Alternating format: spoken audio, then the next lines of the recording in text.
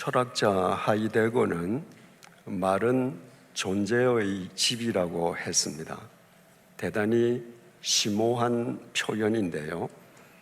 이것을 아주 단순화해서 설명하면 한 존재가 어떤 존재인지는 그가 사용하는 말로 입증된다, 이렇게 설명할 수 있겠습니다.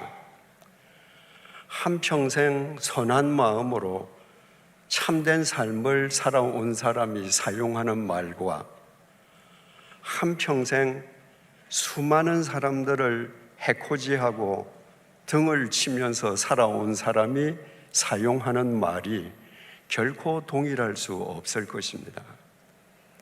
그러므로 한 존재를 믿는다고 하는 것은 먼저 그가 사용하는 말을 믿는 것입니다. 왜냐하면 그가 사용하는 말이 바로 그 존재이기 때문입니다. 만약 여러분들께서 저를 믿으신다면 제가 여러분들께 드리는 말씀을 여러분들이 믿어 주실 거예요. 제가 여기에서 계속 말을 하는데 여러분들이 속으로 저거 아니야, 저 새빨간 거짓말이야, 그러면 여러분들은 제 존재를 믿지 않는 것입니다. 왜냐하면 제 말이 제 존재이기 때문입니다. 더욱이 제가 여러분들 앞에서 말 자체의 의미와 신뢰를 상실해버린 용어들을 계속 사용한다면 여러분들이 저를 신뢰하기는커녕 오히려 제 저의를 의심할 것입니다. 예를 들어서 제가 이렇게 말한다고 하십시다. 여러분, 저는 조국과 민족을 사랑합니다. 애국 애족은 일평생 흔들림 없는 제 좌우명이었습니다. 만약 누군가가 제게 1,000,000금을 준다 할지라도 제 마음속에서 불타오르고 있는 애국 애족심을 빼앗아갈 수 있는 사람은 아무도 없습니다. 제가 이렇게 말하면 여러분들 속으로 저 사람 왜 저래? 내년 총선에 출마하나? 여러분 곰곰이 생각해 보십시오. 연세 드신 분들은 다 아시겠습니다만은 50년대, 60년대, 70년대까지 애국, 애족이라는 단어는 보편적으로 쓰였습니다. 아무런 거리낌 없이 아이들도 애국, 애족을 그 단어를 사용했습니다. 지금 그 단어 쓰는 사람이 없습니다. 이유는 간단합니다. 정치인들이 오직 당리, 당략과 자기의 권력욕을 위해서 살면서도 단지 표를 얻기 위해서 애국, 애족을 남발해온 결과입니다. 그가 애국, 애족을 그들이 부르짖었는데 그들의 삶은 전혀 민족을 사랑하지 않았습니다. 나라를 사랑하지 않았습니다. 그들만 축제하고 치부했습니다. 그러니까 그들이 사용하던 애국, 애족이라는 말이 신뢰를 상실해버렸습니다. 힘을 잃었습니다. 누구든지 그 말을 사용하면 그 단어를 사용해서 자기 권력적인 야욕을 채운 정치인들이 될 것처럼 오해받을 수 있으니까 사용하지 않는 것입니다. 오늘날 교회가 세상으로부터 신뢰를 잃었다고 하는 것은 그리스도인들이 사용하는 말 자체가 신뢰를 잃었다는 말입니다. 다시 말씀드리면 그리스도인들이 말한 대로 안 사는 것입니다. 말은 정치인처럼 번지르르 하게 하는데 그 삶은 말과 딴판이면 그리스도인들끼리는 통하지만 세상 사람들은 그리스도인들이 사용하는 말에 대해서 아무런 신뢰를 주지 않습니다. 그리스도인들은 사랑을 외칩니다. 그러나 누군가를 위해서 사랑하기 위하여, 누군가를 사랑하기 위해서 자기의 몫을 희생하려 하지 않습니다.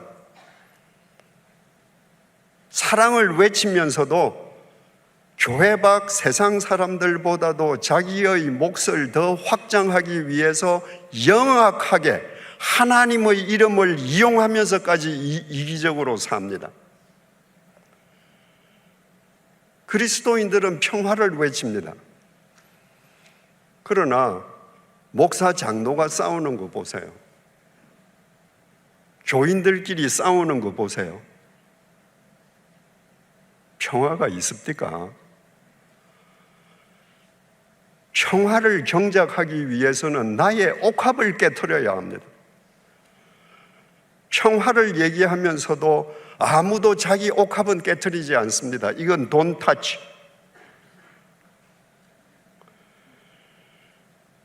교회는 용서를 얘기합니다. 여러분들이 믿지 않는 사람한테 형제여 내가 당신을 용서합니다. 주님께서 당신을 용서합니다. 그 말 믿겠습니까?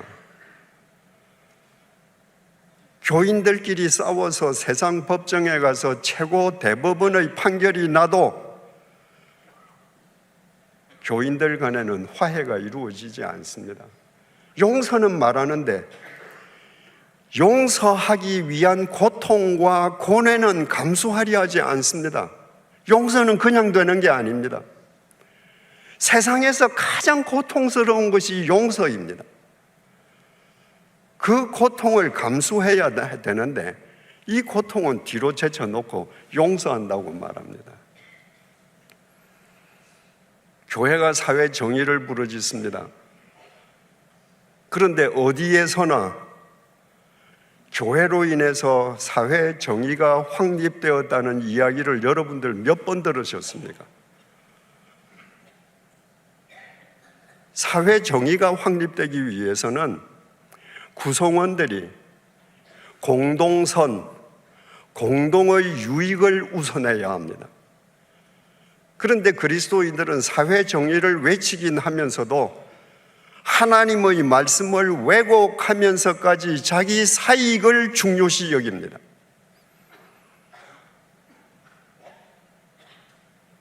그러니 세상 사람들이 그리스도인들이 하는 말을 믿겠습니까?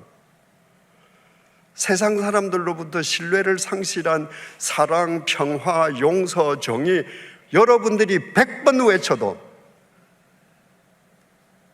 그건 허공을 향한 메아리일 뿐입니다. 그 신뢰를 상실한 용어들의 그 신뢰를 회복하기 위해서는 여러분들이 말대로 사는 방법밖에 없습니다. 인도의 간디가 말하지 않았습니까?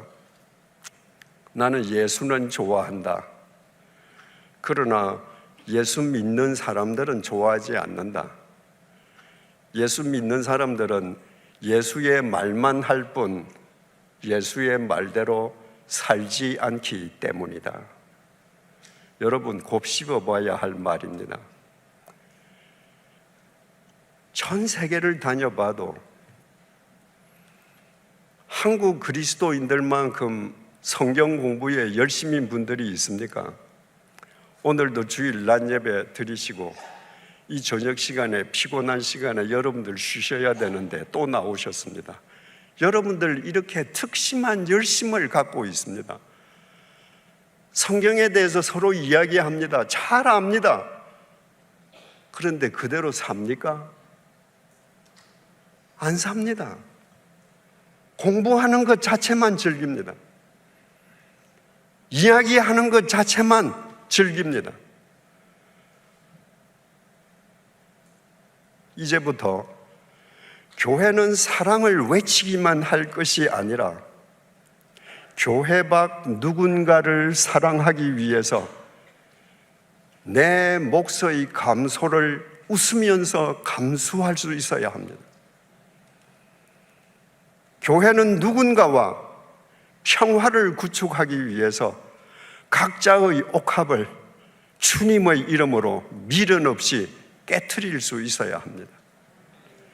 교회는 정말 누군가를 용서하기 위해서, 세상을 용서하기 위해서 용서하는 고통과 그 고통이 수반하는 희열을 삶으로 확인할 수 있어야 합니다.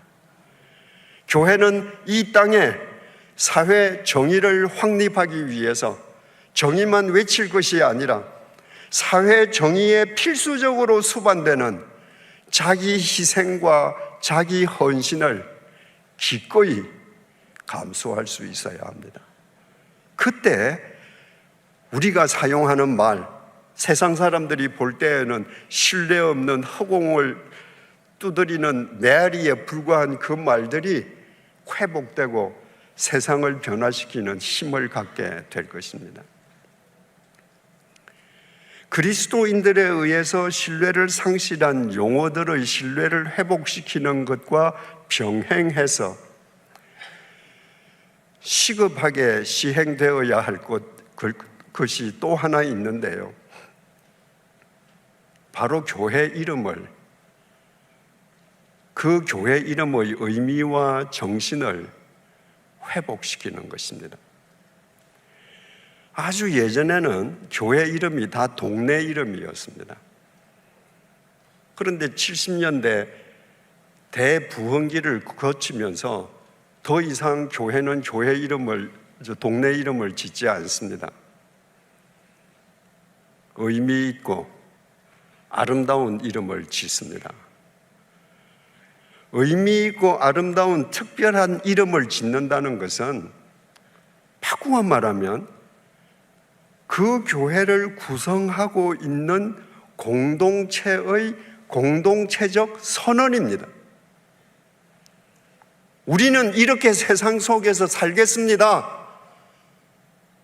선언하는 것이 교회 이름입니다. 그런데 교회 이름은 지을 때뿐이에요. 교회 다니는 사람들은 자기 교회 이름에 대해서 생각해 보지도 않습니다. 그런 허울뿐인 이름,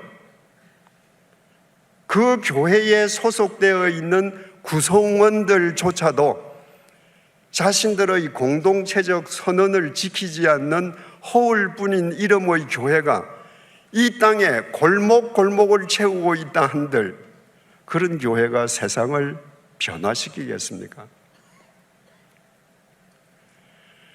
교회 이름에 거룩할 성자가 들어있는 교회가 많습니다. 어떤 공동체적 고백이겠습니까? 세상과 구별된 거룩한 삶을 살겠다는 선언 아닙니까? 그런데 교회 이름은 거룩할 성자를 붙이고 그 교회를 구성하는 구성원들이 세상 사람들보다 더 속된 삶을 산다면 그 교회 교인들 스스로 자기 교회 이름을 짓밟는 것입니다. 빛광자가 들어가는 교회는 또 얼마나 많습니까? 세상의 어둠을 밝히는 교회가 되겠다는 선언 아닙니까?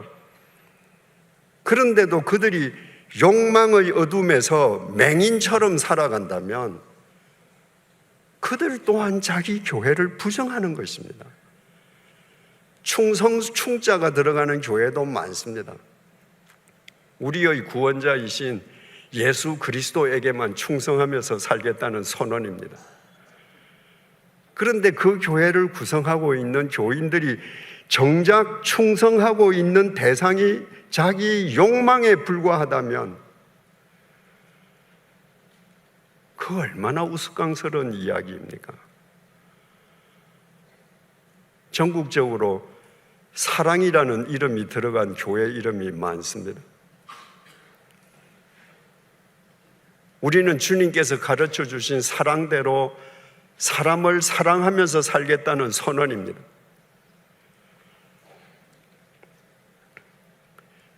사랑장으로 불려지는 고린도전서 13장 4절에서 7절이 사랑을 우리에게 이렇게 가르쳐 주고 있습니다.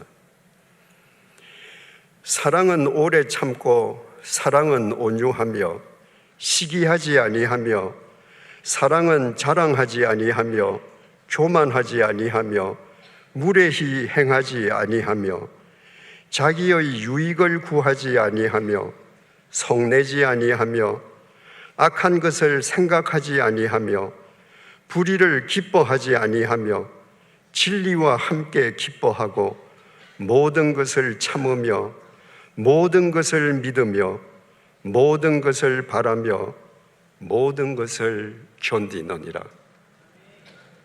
과문한 탓인지는 모르겠습니다만은 저는 대한민국에서 사랑이라는 이름이 붙어 있는 교회 교인들이 교인 간에 혹은 교회 안과 세상 밖을 사랑하기 위해서 이런 사랑을 실천한다는 이야기를 지금까지 들어본 적이 없습니다. 실생활은 전혀 딴판이면서 교회 이름만 사랑을 가져다 붙인다면 그것 또한 주님의 사랑을 희화화하는 것 아니겠습니까? 그러므로 교회 이름은 짓는 것이 중요하지 않습니다. 교회 이름을 짓는 것보다 그 교회 이름을 공동체의 선언으로 받아들이고 그 교회를 이루는 구성원들이 그 교회의 이름대로 이 세상에서 살아가는 그리스도인이 되는 것이 중요합니다.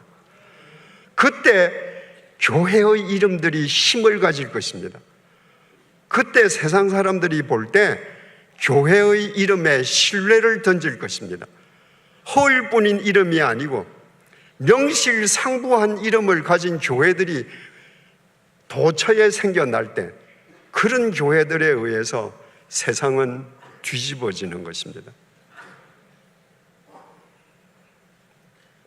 제 자신의 경험담을 말씀드리는 것을 오해 없이 들어주시기 바랍니다. 35년 전에 저희 집 2층에서 함께 성경 공부하던 몇 가정하고 정말 제 계획에 전혀 없던 교회를 개척하게 되었습니다. 세상에 없던 교회가 생겨나는 것이니까 교회 이름을 어떻게 지을 것인가? 교우님들과 많은 생각을 거쳤습니다. 그리고 주님의 교회라고 명명하기로 했습니다.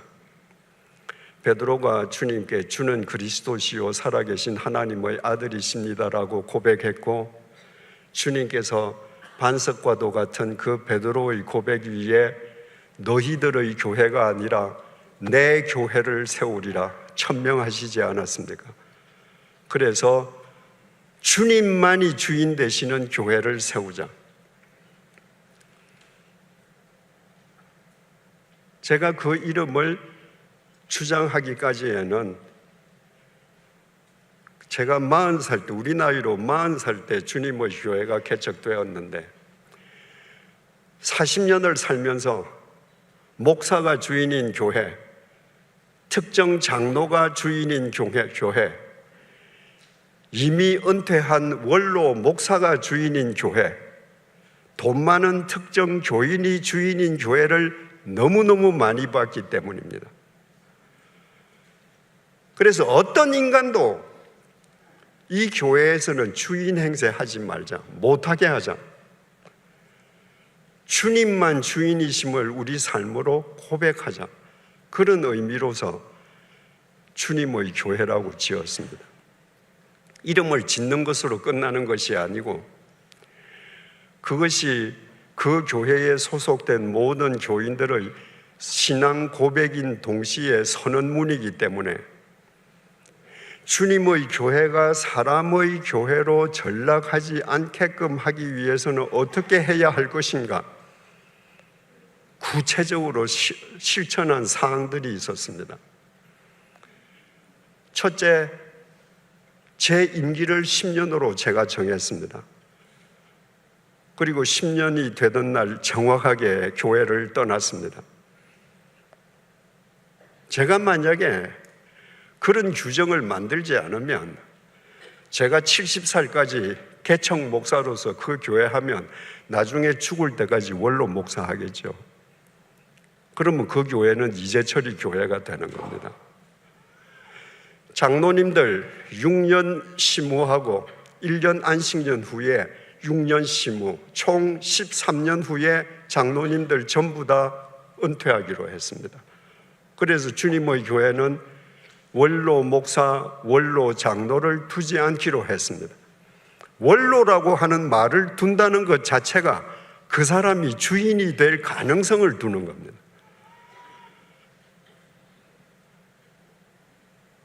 개신교의 핵심 사상이 만인 제사장입니다. 하나님 앞에서 모든 사람이 왕 같은 제사장이라고 베드로가 말하지 않았습니까?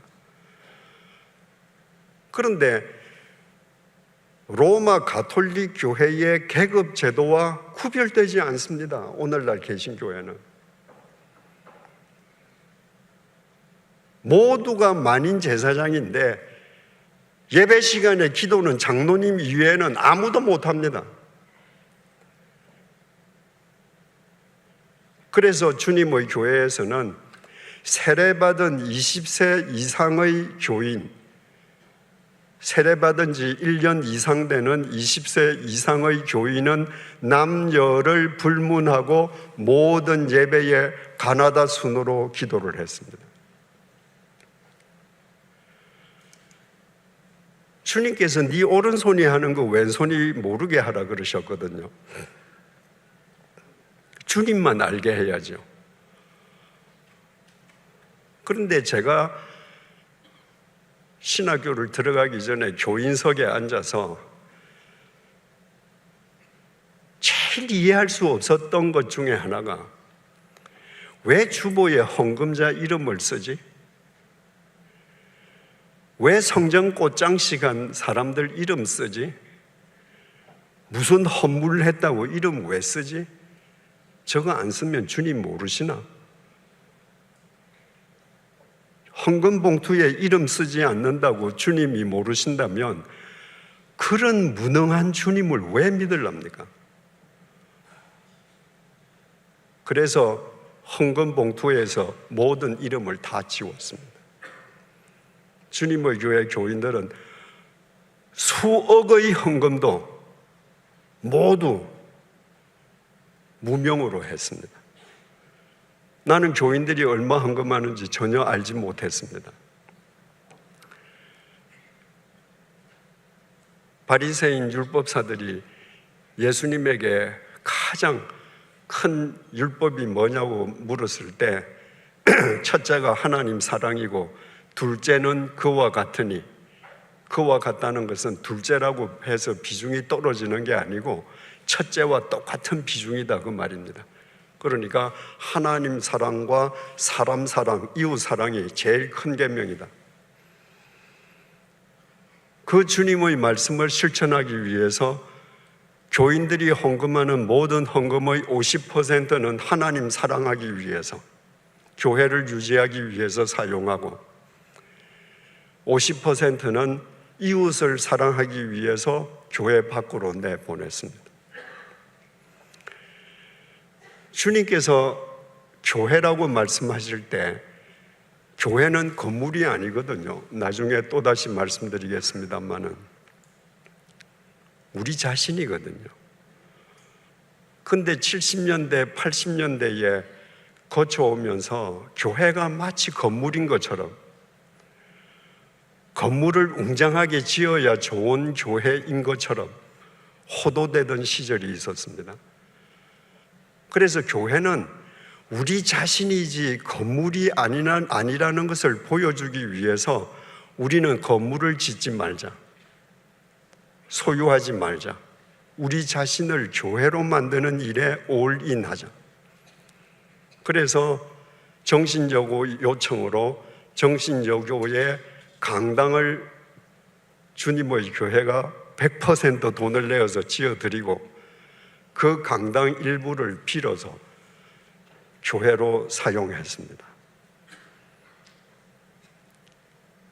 그 당시 70년대, 80년대 교회 성장기를 거치면서요, 교회마다 교인들을 일주일 내내 교회에 붙들어 뒀습니다. 주님께서 너희는 세상의 소금이고 세상의 빛이다. 주님께서 너희들 예배당의 빛이다 이렇게 말씀하시지 않았습니다. 그런데 일주일 내내 교회 가서 살면 좋은 교인인 것처럼, 일주일 내내 교인들을 교회 안에 붙들어주면 그 교회가 좋은 교회인 것처럼 천만에요. 그건 교회를 개토화시키는 겁니다.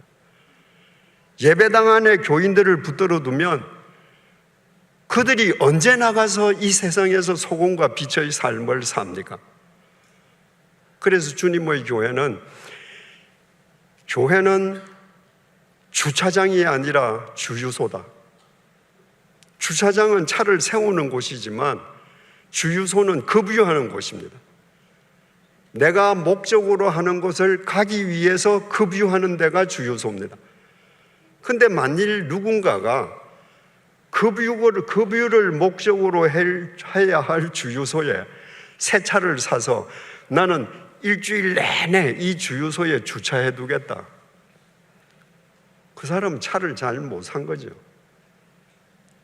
그래서 주님의 교회는 주유소이기 때문에 주일날 와서 일주일의 고개를 넘어갈 영적 주유를 받아서 세상으로 가라. 세상에서, 가정에서, 일터에서, 마을에서 빛으로 살아라. 그래서 주중에 교회 예배당에 오지 않도록 주중 프로그램은 최소화했습니다.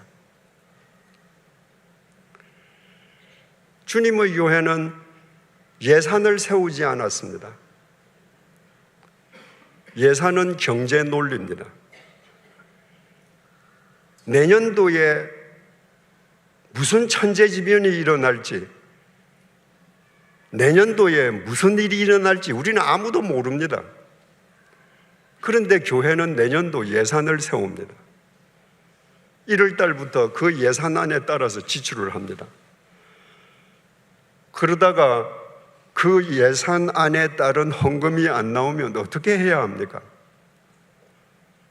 할 수 없이 7월, 8월부터 헌금 설교해야 합니다. 그래야 그 예산안을 다 집행할 수 있거든요. 경제 논리를 따르지 않기 위해서 주님의 교회는 예산을 세우지 않았습니다. 그 대신에 결산은 철저하게 했습니다. 전문가들이 모든 서류와 원장을 다 감사를 하고 교인들에게 교회 원장을 공개했습니다. 제 봉급 얼마인지 다 나옵니다. 제가 교회 헌금을 한 달에 얼마 쓰는지 다 나옵니다. 교역자가 지우개 100원 주고 산 거 다 나옵니다. 원장이 공개되니까.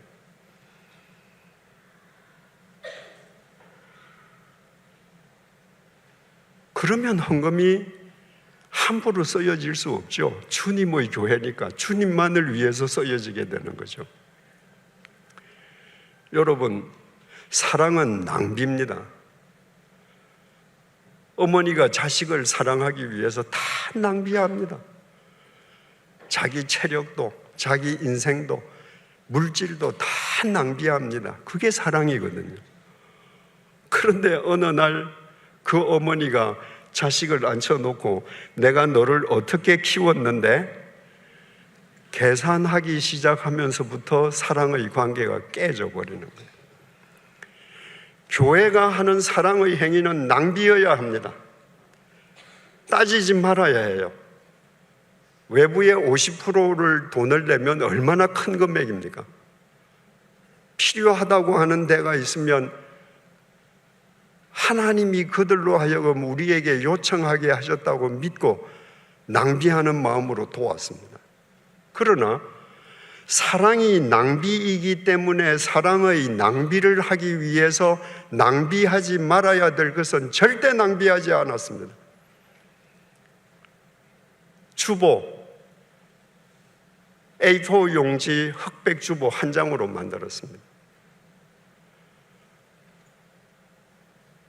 주보가 화려할 이유가 없거든요. 이 교회에 꽃이 없어서 정말 참 마음에 듭니다. 제가 목회하던 교회에 강단에 어디 꽃 한 송이 둔 적이 없습니다. 왜? 하나님의 말씀보다 아름다운 것이 없습니다. 근데 왜 돈 들여서 꽃으로 장식합니까? 예배당은 하나님의 말씀으로 장식이 돼야죠. 저는 10년을 목회를 하고 주님의 교회를 떠났습니다. 그리고 주님의 교회에서 주님의 교회라는 공동체적 선언, 그 주님의 교회 이름답게 교인들이 살기 위해서 모든 것을 실행했던 것이 그 이후에 제네바 한인교회 100주년 기념교회의 토대가 되었으면 두말할 나위가 없습니다. 제가 떠난 지가 25년 되었고 주님의 교회가 창립된 지는 35주년이 됩니다. 감사한 것은요, 제가 떠난 지가 25년이 지났는데도 현재의 주님의 교회 교인들은 35년 전에 제정한 주님의 교회라고 했던 그 공동체적 선언을 그대로 지키기 위해서 우리가 만들었던 모든 사항들을 지금도 준수하고 있다는 겁니다. 주님의 교회는 원로 목사 없습니다. 원로 장로 없습니다. 35년 지난 지금도 흑백 A4 용지 한 장입니다. 지금도 헌금의 50%로 선교 구제합니다.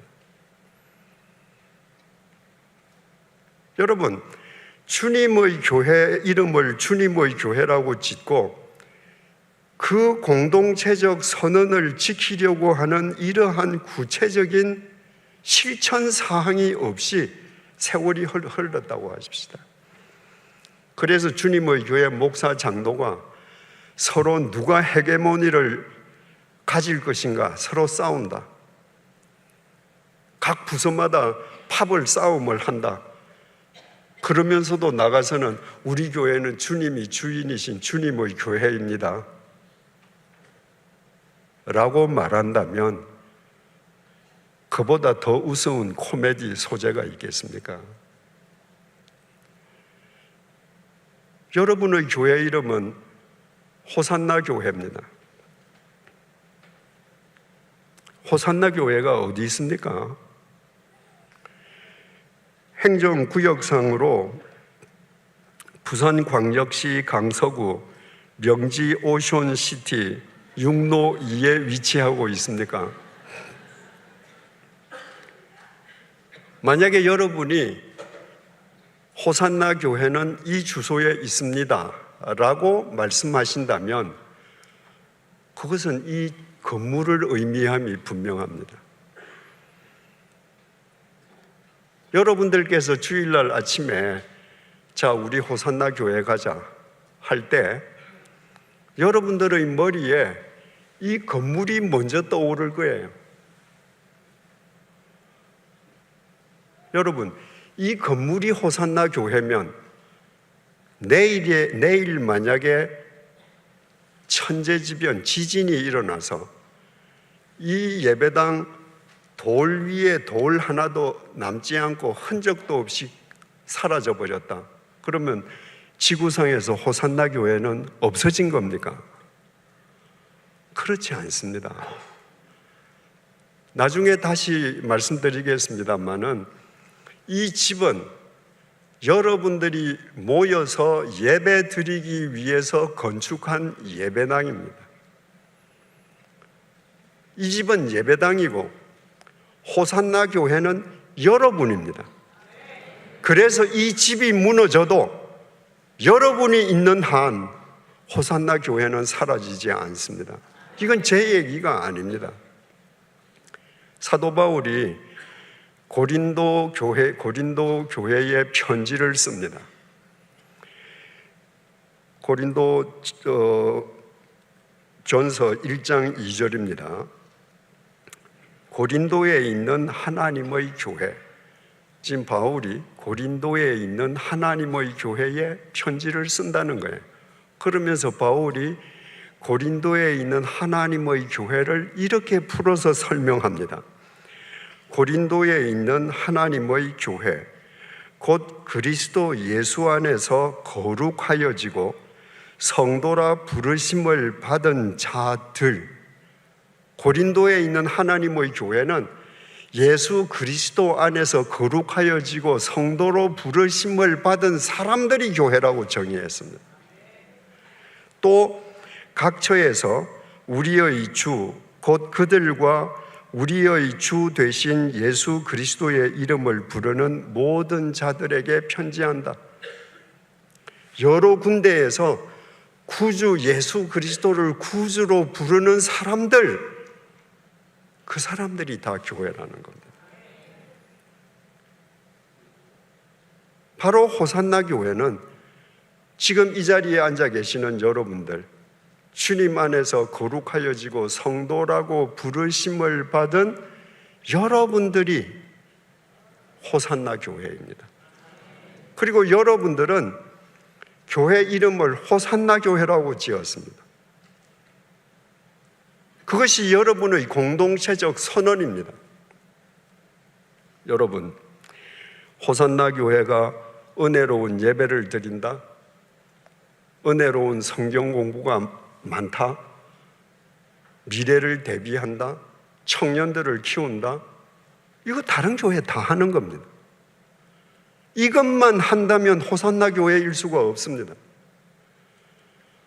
호산나 교회가 되기 위해서는 여러분들이 주중에 이 세상에 호산나 교회로 흩어져서 나가서 호산나의 정신과 의미를 여러분의 삶으로 실천할 때에만 여러분은 호산나 교회가 되는 겁니다.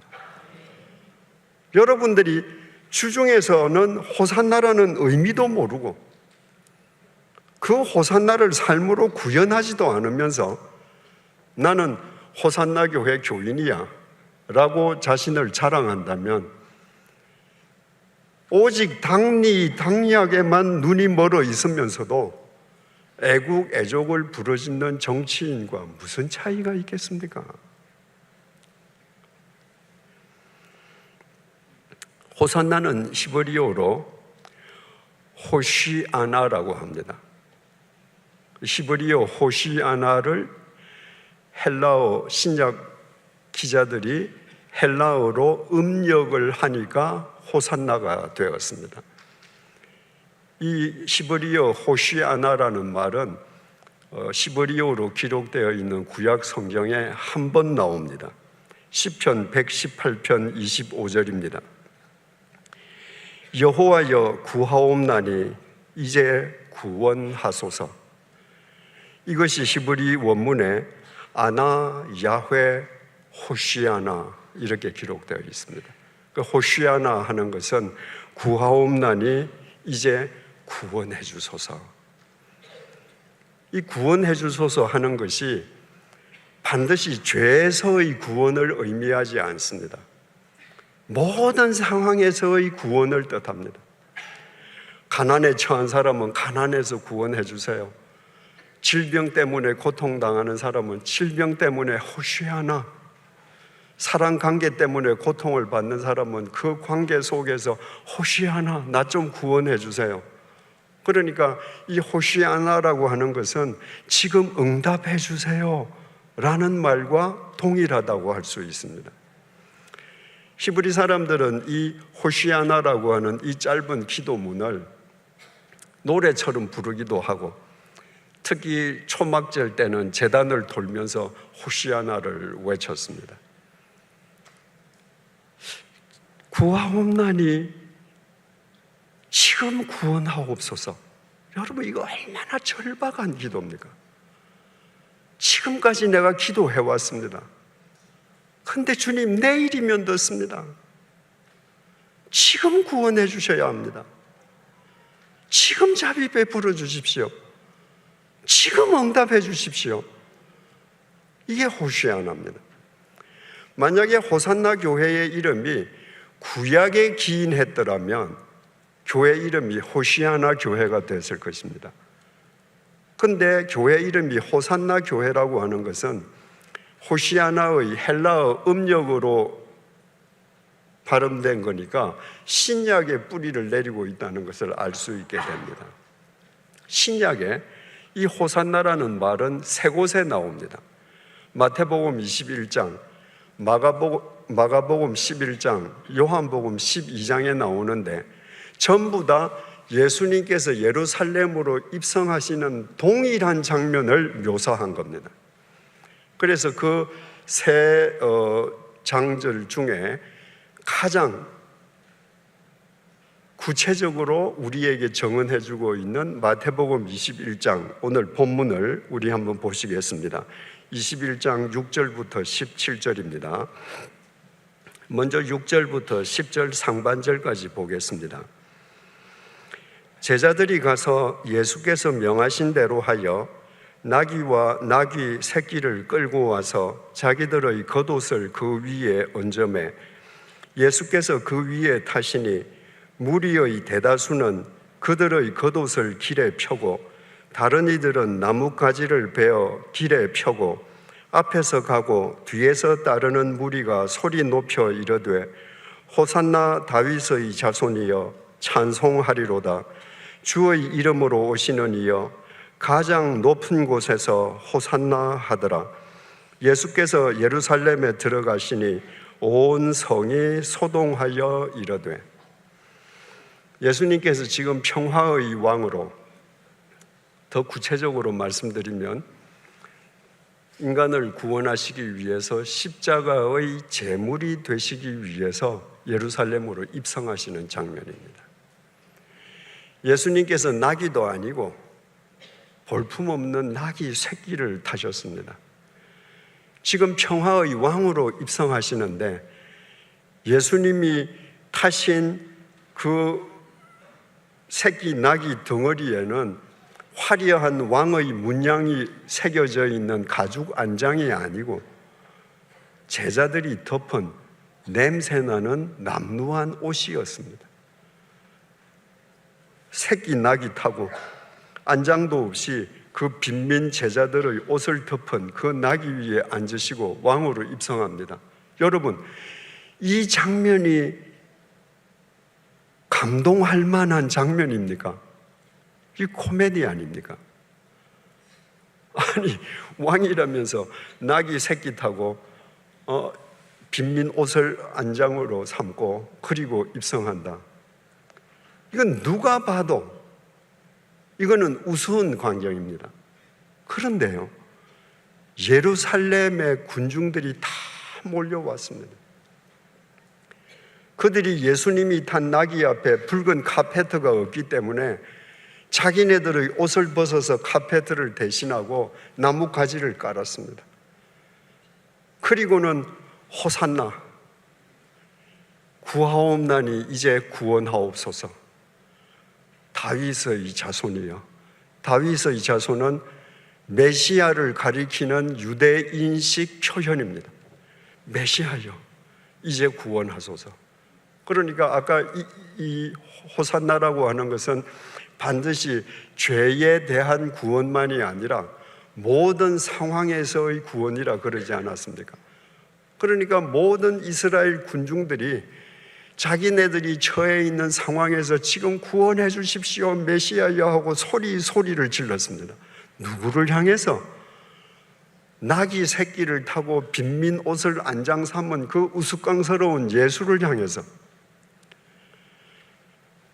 예수님 일행이 예루살렘으로 들어갔습니다. 입성했습니다. 그랬더니 온 성이 소동했다고 되어 있습니다.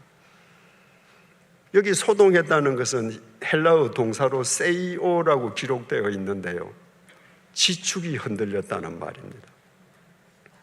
여러분들 야구 좋아하시는 분들 사직 경기장에 가시지 않습니까? 그런데 롯데팀이 9회 초까지 지다가 9회 말에 말루 홈런이 터져서 역전이 되면 어떻게 됩니까? 모든 군중들이 소리를 지르는데 그때 지축이 흔들립니다. 야구장이나 축구장 가보신 분들은 이거 알 수 있습니다. 지축이 흔들립니다. 얼마나 예루살렘 군중들이 예수님을 향해서 열광적으로 환영했던지 지금 예루살렘 지축이 흔들립니다. 새끼 나귀를 타시고 빈민 옷을 안장 삼은 예수가 누구인지 그들이 정확하게 알았기 때문에 그 우스꽝 모습을 보고 이렇게 지축이 흔들릴 정도로 환영하는가? 그게 아니었다는 것은 불과 닷새 후에 이들이 바로 똑같은 입으로 예수를 못 박아 죽이라고 외쳤다는 것으로 드러납니다. 10절에서 11절을 읽겠습니다. 예수께서 예루살렘에 들어가시니 온 성이 소동하여 이르되 이는 누구냐 하거늘 무리가 이르되 갈릴리 나사렛에서 나온 선지자 예수라 하니라.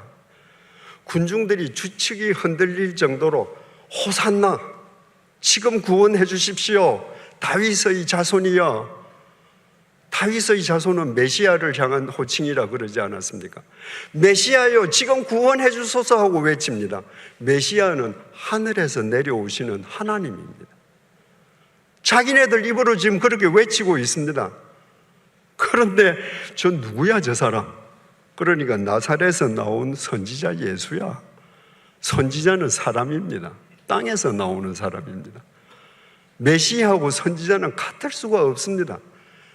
이들은 다윗의 자손이여 호산나 호산나라고 외치면서도 그게 정확하게 무슨 뜻인지도 모르고 군중 심리로 다 같이 외치고 있습니다. 이들이 지금 외치는 건 뭔가? 환영하는 건 뭔가? 열광하는 건 뭔가? 예수라는 존재가 아닙니다. 예수가 지니고 있는 신통력입니다. 이들은 이미 들어서 알고 있습니다. 예수라는 분이 폭풍도 잠재우고 죽은 사람도 살려내고 물로 포도주를 만들고 빵 5조각과 물고기 2토막으로 대군중을 먹인 그 놀라운 신통력을 가지고 있다는 걸 압니다. 그러니까 이 예수가 우리에게 오면 우리 속에 우리가 지금 욕구하는 것, 바라는 것 다 이루어질 거라는 바람이 있습니다. 그래서 예루살렘 군중들은 자기네들의 욕구, 욕망을 예수에게 투사해서 만든 예수의 허상을 향해서 외친 겁니다. 바꾸어 말하면 예수의 허상을 만든 자신들의 욕망을 위해서 열광했던 것입니다. 호산나, 이제 곧 이루어질 거예요, 내 욕망이. 그런데 그들이 허상을 만들었던 실제의 예수는 그들이 만든 허상과 전혀 다른 분이었습니다. 예루살렘에 입성하신 예수님께서는 지축이 흔들릴 정도로 호산나를 외쳤던 그 많은 군중들 가운데에 어느 한 명의 욕망도 들어주시지 않았습니다.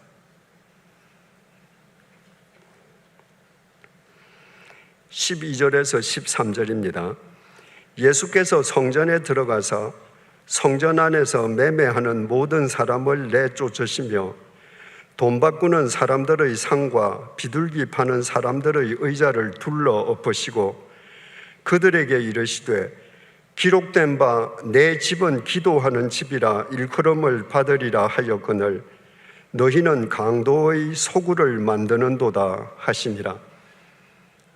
군중들은 그렇게 열광적으로 호산나를 외치는데 예수님께서는 거기에 대해서 아무 반응이 없이 예루살렘 성전으로 들어가셨습니다.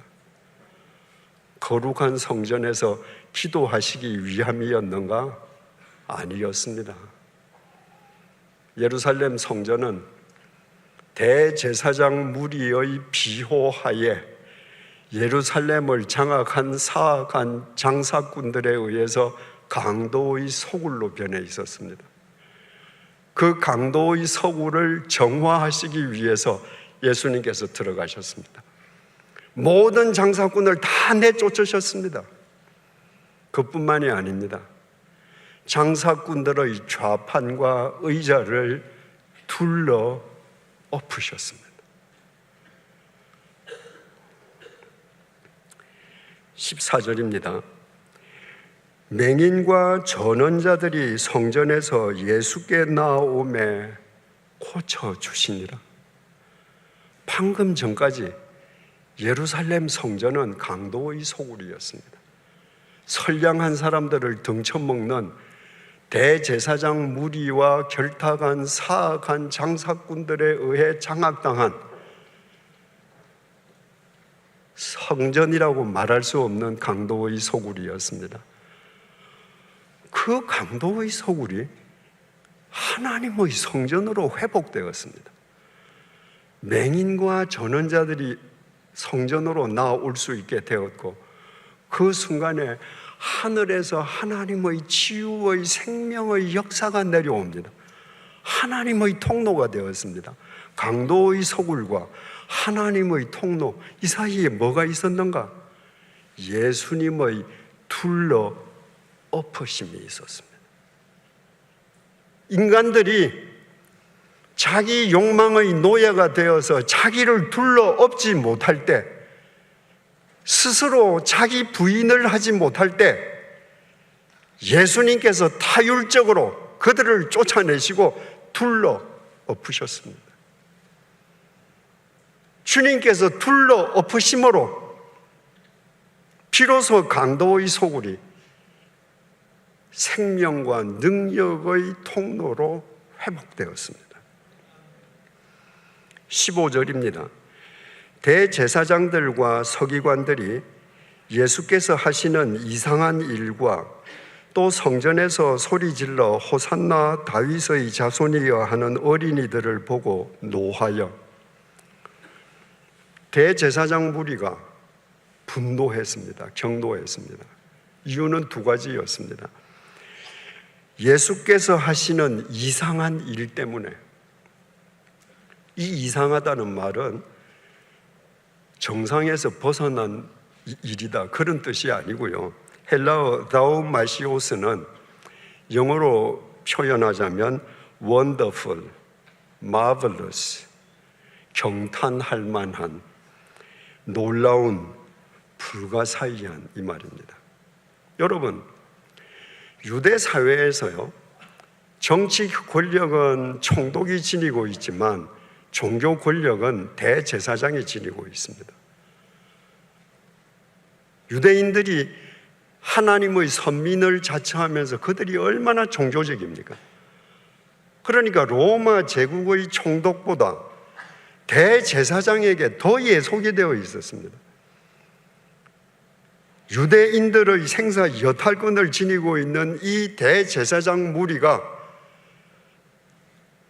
사악한 장사꾼들로부터 돈을 받고 그들로 하여금 성전을 장악하게 뒤를 봐줬습니다. 최고의 종교 권력가가 장사꾼들을 비호해 주는데 누가 감히 그 장사꾼들을 쫓아낼 수 있습니까? 없습니다. 그런데 예수 혼자 혈혈단신 그 강도의 소굴로 들어가서 그 장사꾼들을 쫓아냈습니다. 마블러스한 일이었습니다. 경탈한 일이었습니다. 불가사의한, 아무도 생각할 수 없는 일이었습니다. 그런데 그 경탄할 일을 예수님께서 하셨는데, 그 일을 대제사장 무리의 입장에서 보자면 그 예수가 헐헐단신 자기네들의 존립 기반을 흔들고 있습니다. 그러니까 경노한 거죠. 화가 난 거죠. 그게 첫 번째 이유입니다. 두 번째 이유, 또 성전에서 소리질러 호산나 다윗의 자손이여 하는 어린이들을 보고 경노했습니다. 이스라엘 사내 아이들은 5살이 넘으면 성전에 들어가서 율법과 탈무드를 배울 수 있었습니다. 그러니까 예수님께서 장사꾼들을 쫓아내시고 하실 그때 그 성전 속에 이 어린 아이들이 성경 공부를 하고 있었음을 알 수 있습니다. 그런데 예수님께서 그 장사꾼들을 쫓아내시고 전원자들과 맹인을 고쳐주시는 걸 보고 이 어린아이들이 소리를 질렀습니다. 호산나 다윗의 자손이여. 성전은 경건한 곳이기 때문에 성전에서 소리를 누가 지르면 성전 경비병에 의해서 적극적으로 제지를 당했습니다. 그런데 이날 대제사장 무리가 경노한 것은 이 어린아이들이 소리를 질렀다는 데 대해서 경노한 것이 아니라 이 어린아이들이 자기네들이 죽이기로 결심한 저 빈민 예수를 향해서 호산나 다윗의 자손이여 하고 소리를 지르는 걸 보고 경노했다는 거예요. 그럼 여기에서 질문이 생깁니다. 성전 밖에서 조금 전에 온 예루살렘 군중들이 지축이 흔들릴 정도로 예수를 향해서 호산나 다윗의 자손이여 하고 외치지 않았습니까? 그때는 대제사장 무리가 왜 화를 안 냈습니까? 지금 이 어린아이들이 성전 안에서 호산나 다윗의 자손이여 하고 소리 질러봐야 이 대군중의 함성에 비하면 이 어린아이 몇 명의 소리는 파리 날개짓보다 작을 것 아닙니까? 그런데 왜 어린아이의 소리를 듣고서는 경노했습니까? 대제사장 무리는 프로 종교꾼들입니다. 성전 밖에서 예루살렘 온 시민이 예수를 향해서 호산나 다윗의 자손이여 외쳤어도 그것은 욕망의 소리라는 걸 알았거든요. 욕망의 소리는 아무리 커도 한순간 공기의 진동으로 사라집니다. 그래서 예수를 보고 그렇게 소리를 지르는데도 대제사장 무리 누구도 화를 안 냈습니다. 그런데 이 어린아이의 소리를 듣고는 화를 냈습니다. 왜? 이 어린아이들의 소리는 욕망의 소리가 아니었습니다. 이 어린아이가 호산나라고 외칠 때 하늘에서 응답하시는 하나님의 울림이 있는 거예요. 이 아이들의 소리에는 생명과 사랑과 능력의 울림이 있는 거예요. 그 울림이 대제사장 무리를 분노케 한 것입니다. 16절에서 17절입니다. 예수께서 말하되 그들이 하는 말을 듣느냐? 예수께 말하되 그들이 하는 말을 듣느냐? 대제사장 무리가 예수님께 말합니다. 너 저 아이들이 하는 말 지금 듣고 있니? 저게 무슨 뜻인지 너 아니? 근데 너 왜 쟤들 제지 안 하니? 왜 네가 저 말 듣고 영광을 받아서 하나님 영광 가로채니? 이 뜻이죠.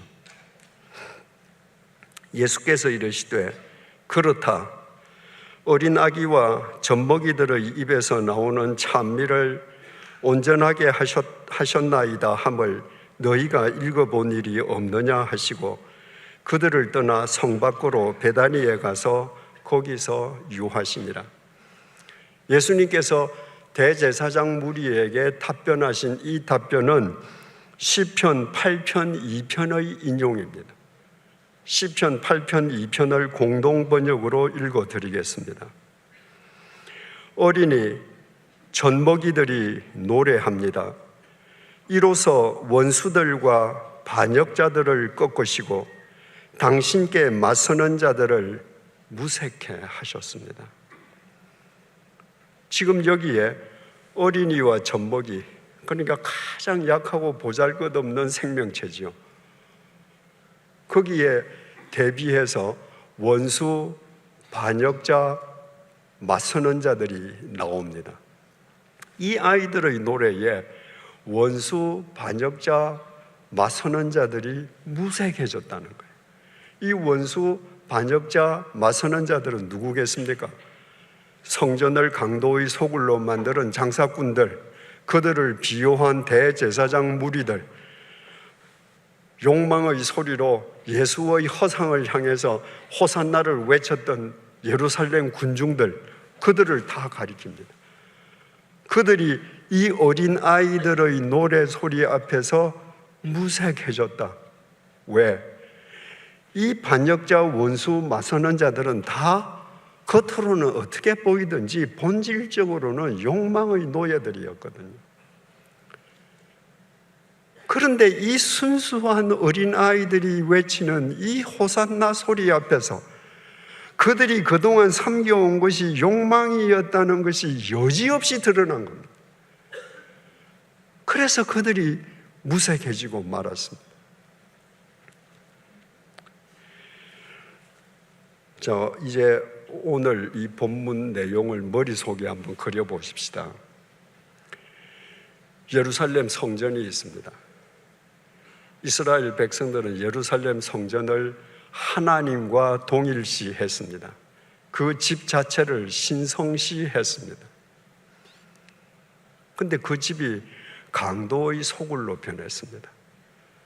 대제사장 무리의 비호를 받는 사악한 장사꾼들이 그 성전을 장악하고 돈을 바꾸면서 고리대금을 떼고 제사 드리는 유대인들이 오는 제물은 어떤 이유에서든지 흠을 잡아서 보이콧시키고 자기네들의 제물을 비싼 값에 팔면서 선량한 유대인들을 착취합니다.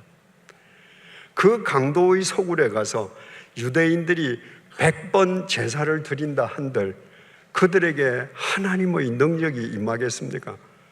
그러니까 그들은 모두 다 자기 욕망을 향해서 호산나를 외치는 욕망의 노예들로 사는 겁니다. 그런데 그 성전이 어린아이,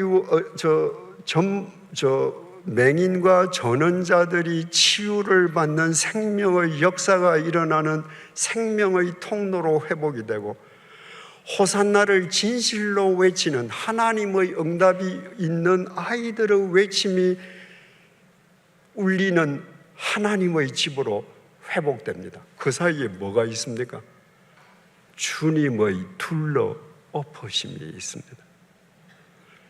이 주님의 둘러 엎으심이 없었더라면 이스라엘 백성들은 평생 죽을 때까지 욕망의 호산나, 공기만 진동시키다가 끝났을 것입니다. 주님께서 둘러 엎으심으로 첫날 우리가 보았듯이 하나님 말씀 앞에서 나를 부인할 때, 나를 죽일 때 하나님의 역사가, 하나님의 생명이, 하나님의 능력이 나를 통해서 인카네이션 된다는 것을 주님께서 보여주셨습니다.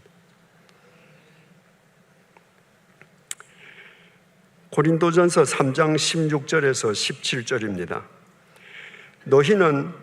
너희가 하나님의 성전인 것과 하나님의 성령이 너희 안에 계시는 것을 알지 못하느냐? 여러분, 돌과 나무로 지어진 집은 더 이상 성전이 아닙니다. 성전은 예수 그리스도께서 십자가에 못 박히실 때 지성소의 휘장이 깨어짐으로 성전의 역할은 끝났습니다. 건물로 된 성전의 역할은 끝났습니다. 주님께서는 말씀하십니다. 네가 성전인 것을 모르느냐? 어떻게 나 같은 죄인이 성전일 수 있는가? 하나님의 성령이 너희 안에 계시는 것을 모르느냐?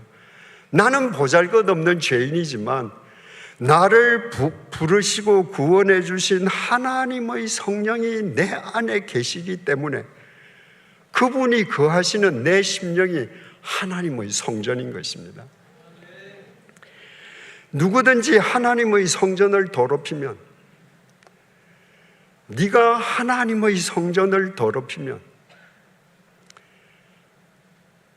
네가 욕망의 노예로 네 성전을 강도의 소굴로 만들면 하나님이 그 사람을 멸하시리라.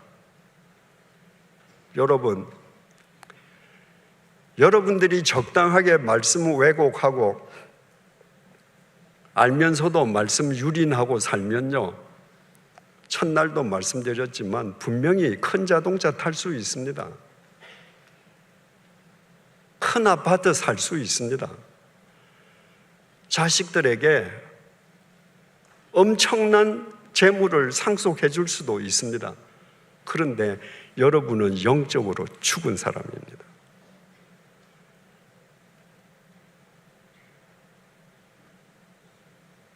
내 성전을 강도의 소굴로 더럽히면 하나님과의 소통이 일어나지 않습니다. 내가 치부한 대가로 내가 영적으로 죽은 시체로 살아간다. 그런 삶을 원하십니까? 하나님의 성전은 거룩하니 너희도 그러하니라. 하나님의 성전이 거룩하니 너도 거룩하다. 보잘것없는 내가, 죄성을 지닌 내가 어떻게 거룩하게 살 수 있습니까? 내 심령을 둘러 엎음으로 가능합니다. 말씀 앞에서 자기를 부인함으로 가능합니다. 말씀 앞에서 나를 쳐서 복종시키고 날마다 죽음으로 가능합니다. 이것이 오늘 주시는 주님의 메시지입니다. 여기 아름다운 예배당이 있습니다. 그리고 수많은 교우님들이 운집해 계십니다. 제가 여러분들께 질문을 드리겠습니다.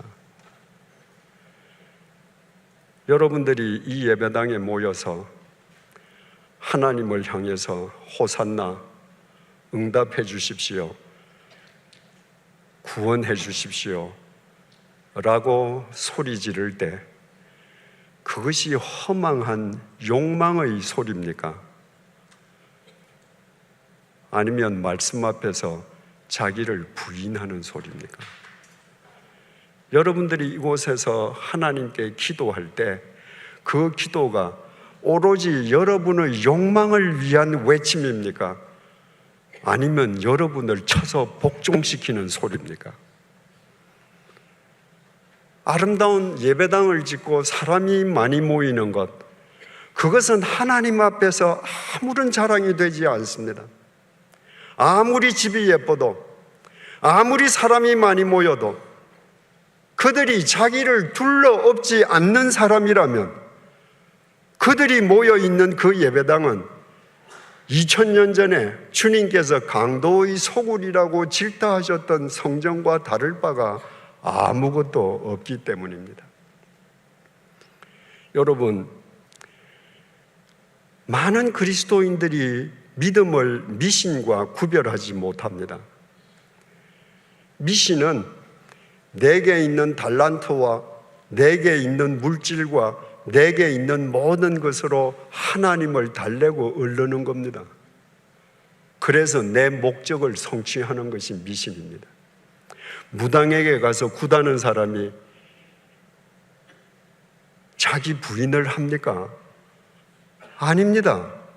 오로지 귀신을 달래고 얻어서 귀신 기분 좋게만 해주고 내가 원하는 바를 얻으면 됩니다.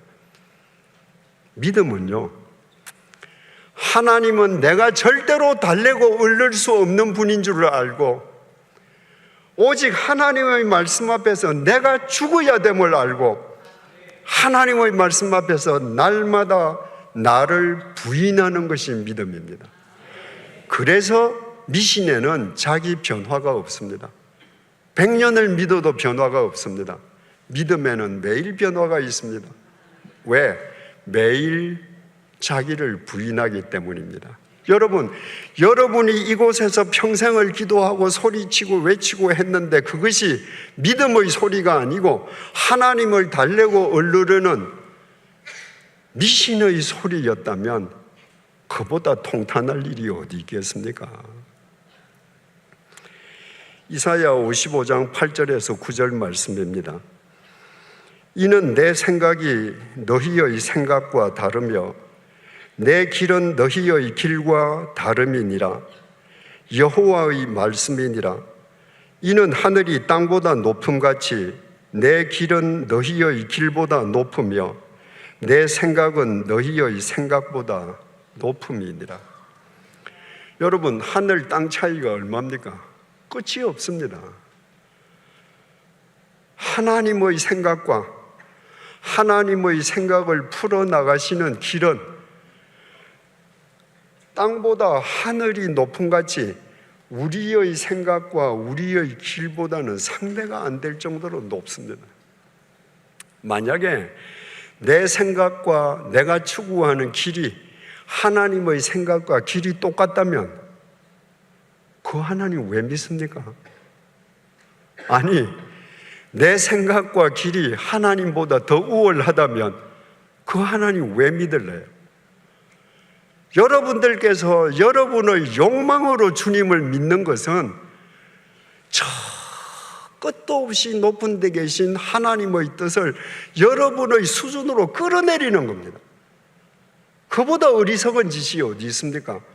나를 부인하는 것, 나를 둘러엎는 것은 이 땅처럼 낮은 나의 생각을 지닌 이 비천한 내 존재가 저 높으신 하나님의 뜻에 나를 접붙이는 것입니다. 어느 쪽을 사시렵니까? 오늘부터 여러분들께서 여러분들을 둘러엎으셔서 하나님을 땅으로 끌어내리는 것이 아니라 자기 부인을 통해서 여러분들이 하나님의 뜻으로 올라가는 사람들이 된다면 여러분들의 모임인 호산나 교회는 이 시대를 구원하는 진정한 주님의 교회가 될 것입니다. 기도하시겠습니다.